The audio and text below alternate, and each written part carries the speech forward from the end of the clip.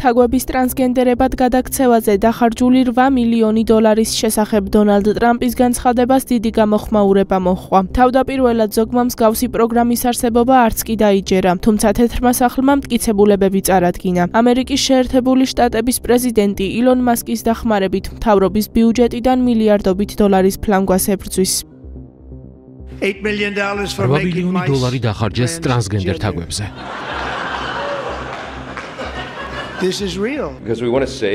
ჩვენ გვსურს, რომ ამერიკელი ხალხის ფული გონივრულად იხარჯებოდეს. მთავრობის ეფექტიანობის დეპარტამენტმა შეძლო იმის გამოვლენა, რაც კონგრესმა ვერ მოახერხა, რადგან ეს სააგენტოები, კონტრაქტორები და სხვა ბენეფიციარები მონაცემებს გვიმალავდნენ, არ პასუხობდნენ ჩვენს მოთხოვნებს. ამიტომაც ილონ მასკის საქმიანობას მივესალმები. ეს არის ტრანსფორმაციული და რევოლუციური. ჩვენ მასთან ვთანამშრომლობთ. დემოკრატების პრობლემა იმაში მდგომარეობს, რომ დონალდ ტრამპმა ისინი იუმორისა და საღი აზრის მეშვეობით გამოააშკარავა.